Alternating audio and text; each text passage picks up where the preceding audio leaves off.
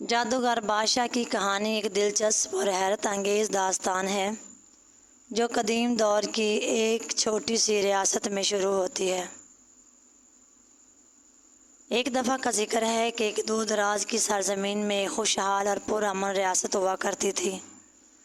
اس ریاست کا نام ماوران تھا اور یہاں کے لوگ نہایت خوش اخلاق، محنتی اور سادہ تھے۔ ریاست کے وسط میں ایک عظیم الشان محل تھا جس میں بادشاہ عظیم الدین رہتے تھے۔ عظیم الدین نہ صرف بہادر اور انصاف پسند تھا بلکہ اپنے علم اور حکمت کے لیے بھی مشہور تھے۔ ایک بہادر ریاست کے شمالی جنگلات سے ایک عجیب و غریب واقعہ پیش آیا۔ لوگوں نے دیکھا کہ آسمان پر سیاہ بادل جمع ہو رہے ہیں اور جنگل سے عجیب و غریب روشنی نکل رہی ہے۔ جلدی خبر پھیل گئی کہ جنگل میں ایک جادوگر آ گیا ہے جس کا نام ظلمار تھا۔ ظلمار ایک طاقتور جادوگر تھا جسے اپنے سیاہ جادو کی مدد سے ہر چیز کو کنٹرول کرنے کی طاقت حاصل تھی۔ اس نے اپنے جادو سے پورے جنگل کو اپنی لپٹ میں لے لیا اور وہاں کے درخت، پرندے، جانور سب اس کے تابع ہو گئے۔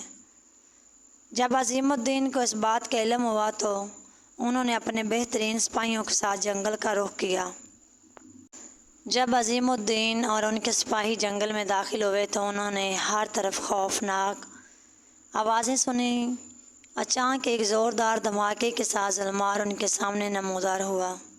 اس کے ہاتھ میں ایک قدیم کتاب تھی جس سے وہ اپنی جادوئی طاقتیں حاصل کرتا تھا۔ اس نے عظیم الدین سے کہا، یہ ریاست اب میری ہے، تم سب میرے غلام بنو گے یا فنا ہو جاؤ گے۔ عظیم الدین نے اپنی تلوار نکال لی اور ظلمار کا مقابلہ کرنے کے لیے تیار ہو گیا۔ ایک خوفناک لڑائی شروع ہو گئی۔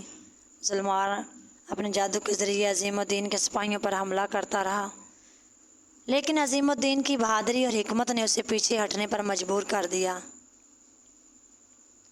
عظیم الدین نے ظلمار کی کتاب پر نظر گاڑ دی اور سمجھ گیا کہ اس کتاب کو تباہ کرنا ہی اس جادوگر کو شکست دینے کا واحد راستہ ہے۔ انہوں نے اپنی تلوار کی مدد سے ایک زوردار وار کیا اور کتاب کو 2 ٹکڑوں میں تقسیم کر دیا۔ کتاب کے ٹوٹتے ہی ظلمار کی تمام جادوئی طاقتیں ختم ہو گئیں اور وہ ایک عام انسان کی طرح بے بس ہو گیا۔ عظیم الدین نے ظلمار کو گرفتار کر کے محل میں قید کر لیا۔ لوگوں نے عظیم الدین کی بہادری اور حکمت کی تعریف کی اور انہیں جادوگر بادشاہ کا لقب دیا۔